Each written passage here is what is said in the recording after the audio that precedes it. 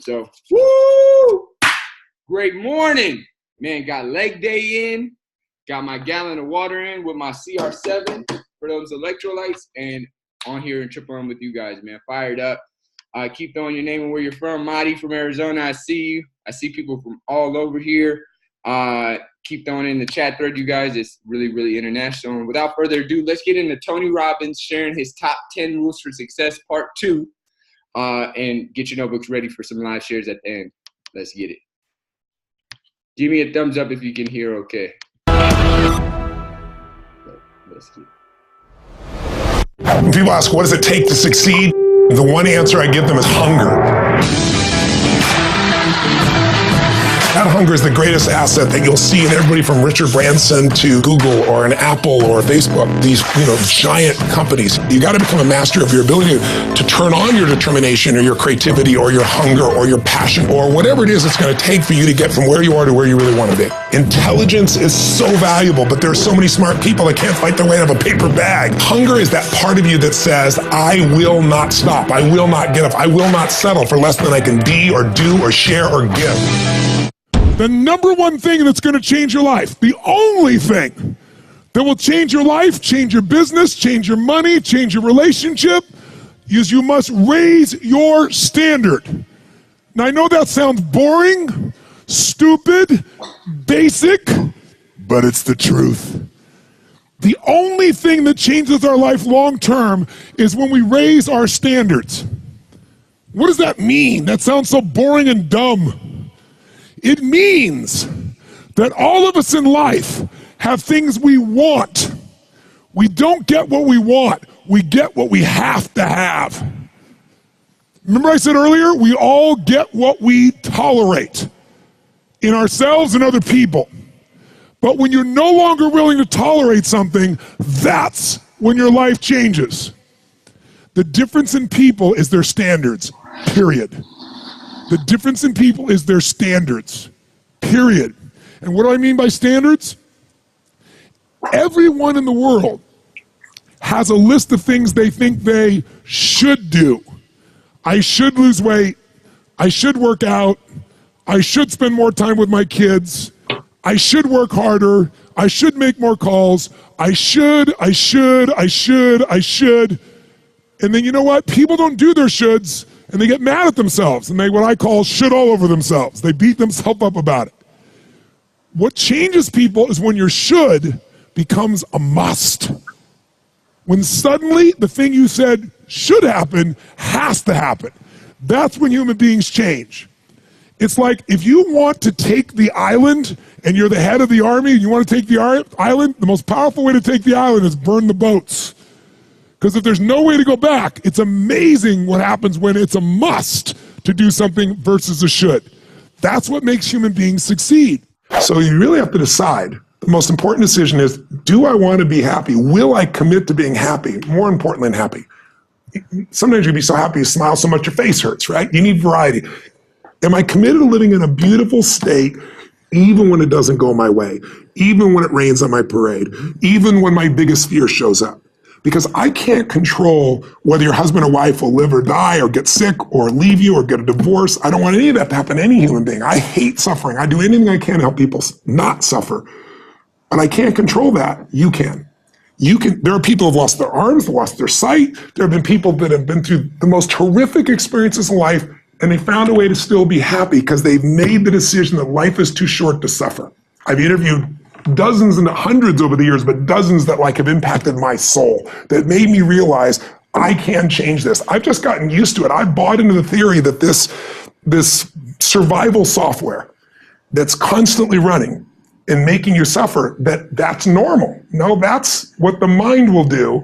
And mind has been around forever. What I'm going to do is something different. And the way I get out of suffering, I give myself a 90-second rule. It's really simple. I say, look, if I feel myself starting to feel that stress, feeling that pissed offness or upsetness or concern or worry about my kid, whatever, I realize that's not going to make it better. Life's too short to suffer. And then I just kind of breathe slowly, slow everything down, and I just watch the thought go by and go, look at that crazy thought. Because everybody's had crazy thoughts. Everybody's had the thought, I'm going to kill that son of a bitch, right? And then you don't kill them because you don't believe that thought. It's the thoughts that are stressful that you believe that mess you up. When you question them, you break the pattern. The more I've done it's like a muscle. The more I've trained myself to do it, I can authentically tell you now, it takes a lot for something to take more than 90 seconds for me now. And the level of joy surpasses all the money you could ever have in a million years. And then the money, it's easier to even make money because you're not attached. You don't have the fears. You don't have the scarcity that people have because you feel so rich already right now. I always tell people, don't wait to be rich. What is that richness? It's abundance, it's joy, it's happiness, it's contribution, it's getting out of yourself. Because as long as we're thinking about, oh my God, I lost something, or you did something, now I have less love, less respect, less money. If I think lost less, or because you did something, or because I did something, I'm never gonna have what I want in my life, lost less, never. Those three thought patterns, they're the source of all suffering. And the antidote, see it for what it really is, know it's BS, and find something to appreciate. Most people who start business very often will start 2 and 3, 4 more. And the reason they do it is because the first one isn't succeeding or they no longer lack patience. For it. Exactly right. And so what happens to that person is they're never going to be successful in most cases, unless they get lucky. You get lucky, you can bounce across something that's easier to do. But most people are always looking for that next level. What my view is it's great to test all these things, but you got to find what is your flagship. What is it that you're going to commit your soul to? Because if you don't do that, the inevitable challenges are going to come up and you're going to then move on to something else 100%. That's more enjoyable. And so the other thing I look at is business is about constantly, not only adding such massive value, doing more for others than anybody else, but it's also simultaneously about your own psychology. It's your ability to go through thresholds of control.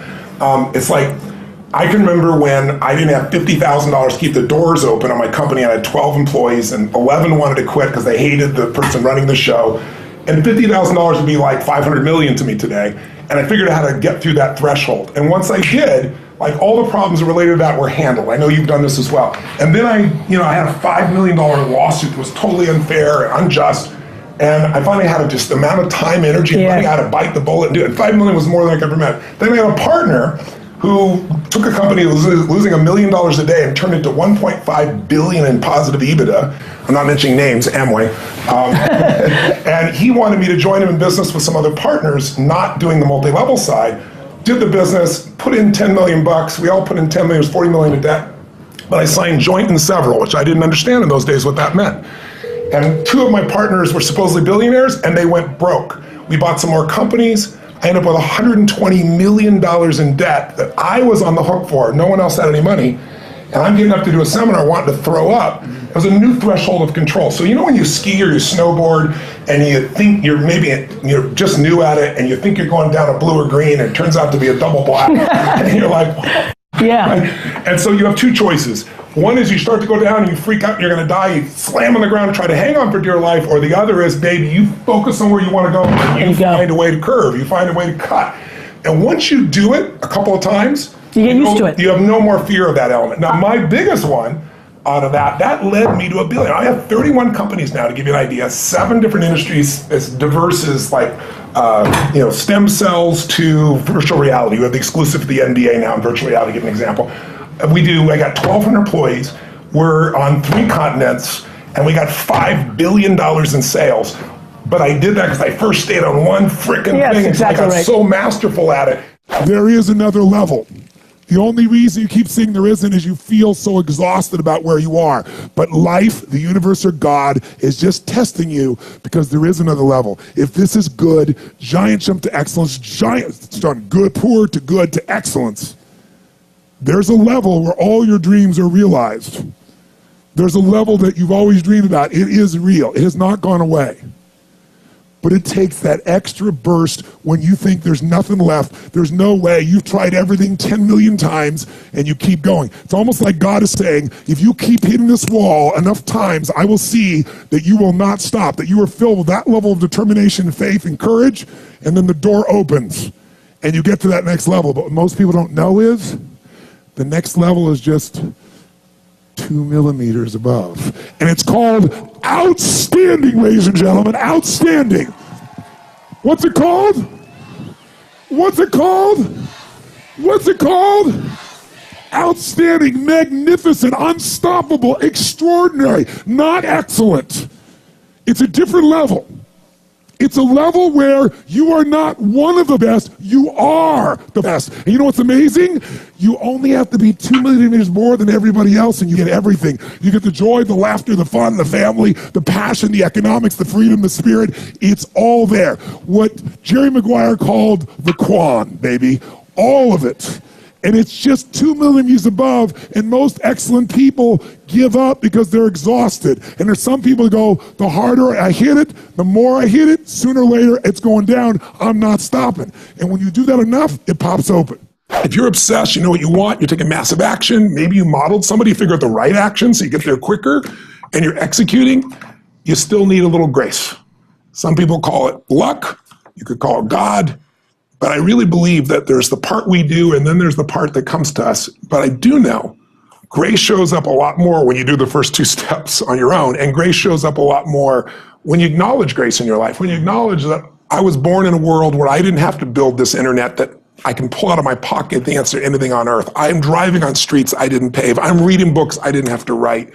That's the gift of our lives. And I think when we experience that grace, we don't just experience more achievement, but we start to experience more fulfillment. And grace not only affects your ability to get there, but it affects what you do and how you live once you are there. It really determines the quality of your life, because unless you live in a state of gratitude, I did an interview with Sir John Templeton, who, as you know, is one of the first billionaire investors and just a brilliant man. He came from nothing, and he donated, I think it was $750, they still do it, the Templeton Fund, I think it's $750 million a year. It's bigger than the Nobel Fund that he donates. And one day I asked him, I said, what is the secret to wealth? And he looked at me, paused, this big smile, and his eyes got really bright, like they always did. And he said, Tony, it's what you teach. I said, well, I teach a lot of things, which thing? And he said, gratitude. He said, because you and I, Tony, know billionaires that are miserable, and it's because they're not grateful for what they have. And we both know people have no money, seemingly, but they're so grateful for their health, for their husband, for their wife, for their children. They're so grateful to God. They're so grateful for their life that they're rich. So I think it starts with that gratitude. It starts with that connection to grace, as simplistic as that sounds. And so it's not enough just to have your financial plan. You have all the money and be miserable. Let's have the money and be really rich emotionally, psychologically, and spiritually. Failure is part of life. I mean, the difference for me, though, is I look at failure as a stepping stone to success. It's a speed bump. I know I'm going to fail, but it's not failure if you learn something. And so, gosh, I've made so many mistakes. I've screwed so many things up, but every time I do, it becomes a way for me to explain to someone else what it takes. It's like, here's what I've done. I think I have the ability to influence people because I talk about my failures. I talk about all the things that messed me up, but I show people that I didn't let it stop me, and you don't let it stop you. And I think that's really the secret in that area. And if everything you touch was successful, you probably wouldn't be able to relate to people as much. No, you'll be relate, and also it's be total bullshit, and everyone knows it's bullshit. And also you'd be bored silly. Right. I mean, think about it. If you just said, I want this and it happened, I want this and it happened, people don't value what they don't fight for. It's like you see kids sometimes, your parents will say, you're not going to value this if you don't work for it. And your kid going, I'll value it, just give it to me, right? But it's true. Yeah. The things we've worked the hardest for, we value the most. Yeah. So I think, the purpose of a goal is not getting it anyway. The purpose of a goal, is who you become. Who you become is going to make you happy or it's going to make you sad. Yeah. So I'm not looking for an effortless approach. Sure. There's no such thing. So Tony, man, that was fire. Great stuff. I'm going to have to leave the rest of this for another one because I really like this. I think we have a few other points on there, but fired up, you guys. I see a lot of Arizona team putting in the chat. Fired up. Thanks, you guys. Arizonians. Keep throwing in the chat. Maybe something in the Arizona water where they just, they rep the town really well. But keep throwing your name in the chat and where you're from. We want to see where everybody's at. I'm going to share a few takeaways, and then Roxy going to get some, and then I'm excited to hear from you guys. If you're at work or you're somewhere where you can't share, definitely throw in the chat bar so we can hear from you. I'll read like one or two of those. But I'm going to give you guys one thing that really stuck out for me, and that's, master one thing. It's been in some of my personal development all last week and this week, and it says a jack of all trades, master of none. And really this comes down to really commitment, really committing to one thing. Because like you said, if you just go to when it feels good, or if you go to when, the first failure happens, like he even touched on another one, he said, don't give up. So mastering one thing takes in don't give up, because your one thing any road of mastery, any road of getting good at one thing is going to have some upsets and some failures. Why? Because if you do anything long enough with enough effort, you're going to have some things that take you time to learn. So this is what I see when people try to do this, or they try to do that, or they try to have 3 jobs and they try to have 4 jobs, which is okay for a time, but you really got to be asking yourself, like, what's your one thing? You know, I see a lot of Herbalife distributors on the line, and whether you're a distributor or whether you're a client using the products, you've got to really start thinking about what's my one thing. If you're a distributor, is what's your one thing with your business? Meaning, so many people put the Herbalife business on their back burner, but they say they want to be free or they want to be their own boss. And it's like, how could you ever master your one thing if you're giving it your scraps? Because if you give your major parts of your day, your energy and your commitment to a job, but you say you hate your job and you're not passionate about it, how can you ever expect to get good enough at your one thing giving it your scraps? Because this is one thing you got to realize and write down on your paper, which most people don't take into account. The reason why Roxy and I live at this nice building and most of the people are not our age and we get looked at very differently because we're younger and we are in the gym in the random hours of the day, and they probably think, I don't know what they think we do. We take our pups out at 2 in the afternoon. You know why? Because 5.5 years ago, we decided to master one thing. And you think you're going to be 25, 27, 29, 31, 35, 21. You think you're going to be that forever, and you're not. So the biggest thing to ask yourself when you're working a job is not how much am I getting paid on Friday. You got to start asking yourself, what am I becoming? Dang, Prez was like, I feel that. You got to ask yourself, what are you becoming? Because you're not going to be that age forever. You're giving your most valuable asset, which is your time, to something you say you don't love. Now, if you love your job, then that's different. But I'm talking to you only for the people that say they don't. Only for the people that say they want to get something new out of life, or they're looking for that life that they love. I'm telling you guys, it comes through mastering that one thing. This is one thing I heard on my personal development last week, and it was so freaking powerful. He said, people stay poor because they haven't shown the world who they are yet. And what that means is you will remain poor if you don't master your skills, because then when you master your skills, AKA show the world who you are, you become the person that people come to for that, and then become more successful. People will be like, you know, Roxy and Aubrey, how'd you guys earn that much last month? And it's because we've shown people who we are for the last 5.5 years. Every single day, we live a healthy lifestyle. We use the Herbalife products. We live positive and motivated. We share results. We work on ourselves every single day. So there has never been somebody in our life that knows who we are that doesn't know that they can come to us for health and wellness, positive growth, and entrepreneurship. They know who we are. Now, if you don't develop yourself and you become a jack of all trades, people don't know who you are, so they don't seek you out, so you're not that valuable to the marketplace. So you can't ever master your one thing and become free. You're giving 2 years to Home Depot. You're giving 2 years to Kids R Us. It's not even around anymore. You're giving 2 years to front desk. You're giving 2 years to, you know, assistant. You're giving 2 years to working at home, you know, on the telephone. None of those are bad, you guys, but they're bad if you just keep switching from menial job to menial job and you're not mastering anything. You've got to show the world who you are by working on yourself, and that's how you become wealthy and rich. The wealthy and rich is the symptom. It's not the cause. That's what people don't get.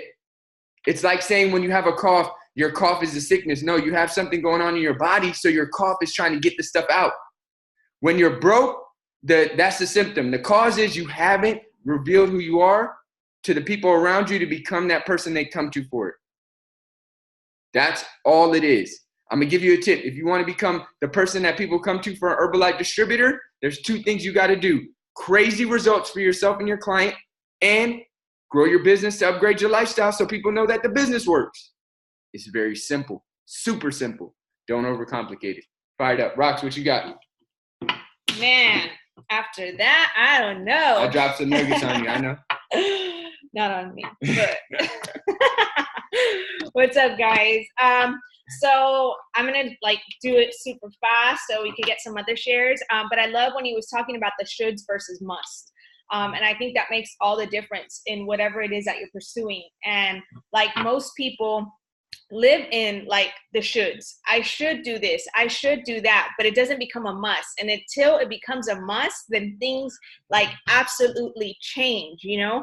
Like working with so many different people will tell us, well, I want to change my living situation, I want to change this, I want to change that, and I should do this. And then once we follow up to see how it is that they're doing, they're like, well, I should be doing this, XYZ. And that's the reason why they're not getting the results that they want, because it hasn't become a must. And the way to find your must is to really you got to dig deep, and you got to ask yourself, you know, like for instance, if right now your current living situation, if you're okay with it, and if nothing is driving you to change your circumstances, then you're okay with your circumstances. And so if you're not okay, then you know that you must have to do whatever it takes to change those things. And it's not until you start really developing your must, and when you really are not satisfied with your current life, with your current situation, with your current circumstances, then things are going to change. You know, so many people tell me, oh, I'm tired of working. I work 6 days a week. I work crazy hours, but yet their business does not reflect that they want anything to change. And those people are just like, well, I don't know what to tell you. I don't know how to coach you because I can't do the work for you. You have to be so sick and tired to where there's no more shoulds and everything becomes a must. And inside of your must, so many things will change. It's so true, you guys. It's so true, because your actions show, this is another part of my personal development today. Your actions show your belief. This is one thing you got to write down. You do what you believe is possible for you. Now, what's messed up is that only through personal development will you realize how important beliefs are. And so many people don't even know that they're operating off beliefs that were given to them by other people. What your parents thought was possible, what your teachers thought was possible, what your friends thought was possible, what TV, movies, and music said that made you think was possible. You got to understand you're operating off certain beliefs. Because if you believed that you could be a successful Herbalife distributor, have the results you want for your fitness and your health and your body, live the life you want, if you really believed it was possible, you would do it. You would do it very easily, because the promise was clear. But I want you guys to really ask yourself, and this is asking yourself about your goals and your dreams and your things you really want, whether it's a physique, whether it's a certain result in your business level in the marketing plan for our distributors. Why haven't you done it yet? And when you ask yourself, just have silence and you'll hear what comes back. Some people, it's for health results, they're like, well, my body's not built like that. I don't get abs. I don't get big legs. I just have a certain body type. And that's what you've been programmed to believe. Why? Maybe somebody around you said that, and you took it on as your reality. Why aren't you at the level in the marketing plan you want to be at? Do you believe that you're not meant to be successful? That you don't know what it takes? That you don't have the knowledge? That you're just not one of the lucky ones? All these beliefs will creep into your actions, and then your actions will create your results. Because if you don't believe it's possible, why would you do the work? And then when you don't do the work, you get the crappy result, and you say, see, I told you I couldn't do it. I don't have the result. Because you didn't do the work. But you didn't do the work because you didn't have the belief. Start with the belief. Start asking yourself, what do you believe is really possible for yourself? So I thought that was powerful. Let's get some takeaways. I've been seeing Kyla sitting there just focused. So you got to give us a takeaway, Kyla. Give us your biggest takeaway. Well, I didn't catch the video. I'm in a nutrition club right now. But just from what you were just talking about, I was raised my whole life being told that I was just thick. I never knew that I would be have a thin build. So I never strived for it, because I would always say in my head, well, I would always tell people, no matter how much weight I lose, I'm always going to be built the same way. And now, 75 pounds later, I know that that's just not the case. And then the same thing with success. If you're raised with a poor mindset, I I'm a trailer park kid. I grew up in a rundown, beat up trailer. It was the best my parents could do. We made it work. But I was raised that like that's the class I was in and that's where I would be. Obviously now I see a much bigger vision and I know that that's just not the case. So I think just as we grow, literally grow, we have to just get out of those old mindsets and beliefs that people have probably accidentally instilled in us without even realizing they were doing it. Man, that was amazing. I just got the chills. Thank you for sharing that. That was powerful. And you guys, it's just simply not the case. Like, simply not the case. But you'll never know it's not the case if you don't try. So let me know. I know a lot of people are working right now. Let me know. Marv, I know you might be at the club. I'm going to unmute you. Marv, you there? You might be working at the club. All right. So everybody else is working at the club. I love it. Or working at your job. I love it. Or working on your fitness. I love it. You guys, this is what you got to do today. Don't leave these nuggets with you.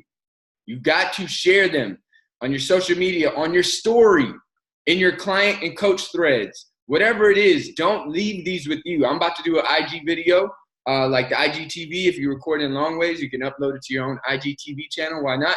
Because it helps you process the information even better, and it can touch somebody else, and that can make all the difference, you guys. So I'm fired up. Have a great, great Monday. I'm so excited. I'm going to take everybody off mute. Give us some energy. Let's get it. Woo! Let's go, you guys. It's the halftime of September, you guys. We're in the fourth quarter. Fourth quarter is where it counts. Let's get it, y'all. Peace.